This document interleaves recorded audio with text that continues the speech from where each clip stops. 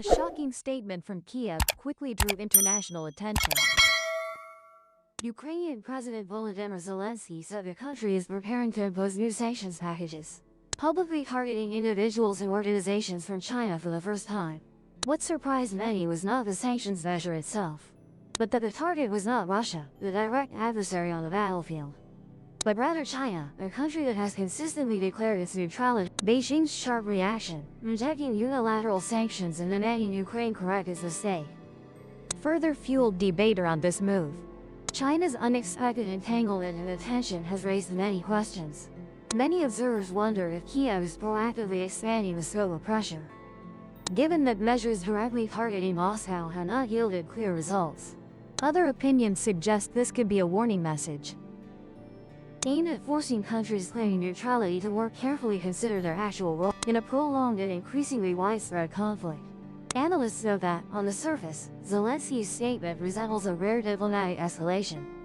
China is not participating in the war, not openly supplying, and is not listed by the West as a country providing military support to Russia. However, Ukraine publicly naming Chinese individuals linked to Russia's military-industrial suggests Kiev is adopting a broader approach, where the concept of responsibility extends beyond the battlefield to economic and logistical domains. Many analysts believe China became a target not due to overt actions, but because of its quiet yet significant role in Russia's economic structure since 2022. As trade channels with the West narrowed, China emerged as Moscow's key economic partner. Flows of goods, from electronic components and industrial machines to dual-use products under civilian guise, are believed to have helped Russia maintain production capacity under sanctions.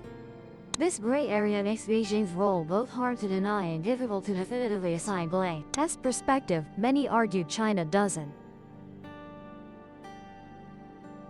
Some observers note Ukraine views Beijing as a crucial logistical link, a point where indirect pressure can be applied on Russia without direct confrontation, compared to continuing full pressure on Moscow, an adversary accustomed to sanction cycles, shifting attention to Russia's economic partners, especially those with deep Western interests, is seen as a calculated choice.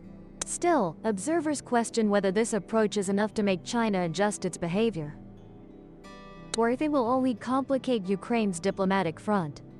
As the conflict becomes increasingly globalized, a line between neutrality and involvement is scrutinized more than ever, and this ambiguity seems to be the focus of new pressure tactics.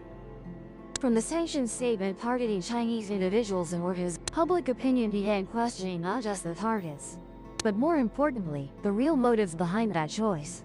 Many observers believe Kiev's move may not be merely a knee-jerk reaction, but reflects a tactical calculation being adjusted amid a prolonged and complex conflict. The common view is that Ukraine is seeking to expand the pressure front, not militarily, but in economic and logistical terms, as sanctions directly targeting Russia approach saturation. Targeting lanes outside Russian territory is seen as a logical direction. In this approach, China is not the ultimate target, but a key transit point in supply chains helping Russian industry sustain operations. Many argue that if flows of components, machinery, and dual-use goods are tightened further, Moscow's endurance can be eroded indirectly but persistently. Alongside this, publicly naming Chinese individuals in this is also seen as a message sent to other third parties. Some analysts note that Kiev seems to want to signal that the gray zone is no longer a safe haven. Even if not directly involved in combat, entities believed to contribute to maintaining Russia's combat can still become targets. From this perspective, sanctions aim not only to inflict economic, but also to create a deterrent effect on reputation and legal. Another interpretation emphasizes the diplomatic fact. Many observers believe Ukraine is deliberately putting China in a difficult position, forcing Beijing to more clearly demonstrate the role it claims as neutral. As China promotes reconciliation initiatives while maintaining extensive economic ties with Russia, this parallel approach is increasingly scrutinized. In this context, publicly pressuring Chinese entities could be seen as a way to force Beijing to choose, either to strengthen control over its enterprises and individuals, or to accept the risk of being associated with the consequences of other opinions raise more sensitive hypotheses. Ukraine may be seeking an indirect approach, given the limited potential for rapid military breakthroughs on the battlefield. As direct confrontation with Russia becomes exerting pressure on Moscow's most important strategic ally is seen as a way to expand the scope of influence. From this viewpoint, China becomes a target not because it is an adversary, but because it is a pillar that Russia can hardly do without. However, this hypothesis also sparks the debate about risks. Would drawing another major power into the spiral of tension exceed Kiev's control? Conversely, China's response is also being closely analyzed by observers. Beijing quickly dismissed the accusations, affirming it does not provide legal, and continues to emphasize its stance supporting the politicals. Many believe this firm response primarily aims to protect the direct interests of Chinese enterprises and citizens, who risk becoming unintended casualties in new rounds of sanctions. Simultaneously, Beijing's stance reflects deeper concerns about precedent. A non-Western country like Ukraine publicly imposing sanctions on Chinese entities is seen as unacceptable from Beijing's perspective. Many analysts argue that China fears this approach.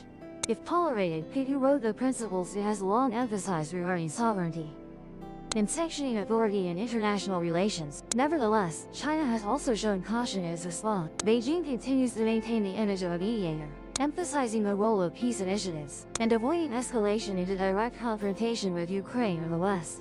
Some observers note this is an effort to maintain a familiar balance, firm enough to protect interests, but not crossing the threshold that would draw China deeper into a confrontation where it does not want to be on the front. All of this leads public opinion to raise a broader question. Will the sanctions Ukraine is preparing truly force China to adjust its behavior, or merely make diplomatic channels more convoluted?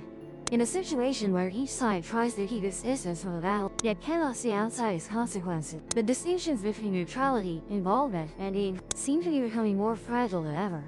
Looking back, many observers believe Kiev's current move. It did not appear entirely suddenly.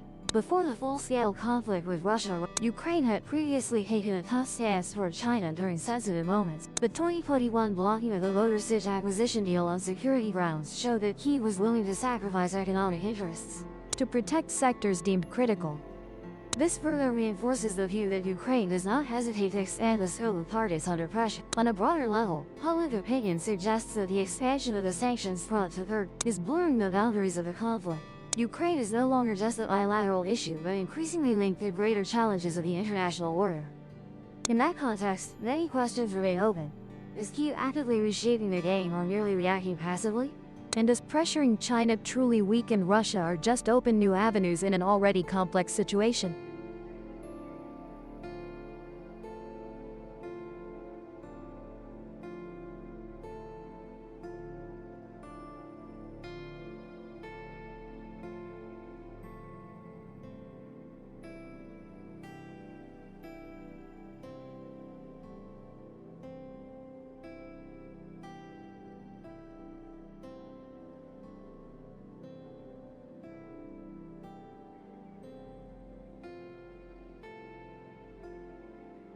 Subscribe to the Geopolitics channel so you don't miss exciting.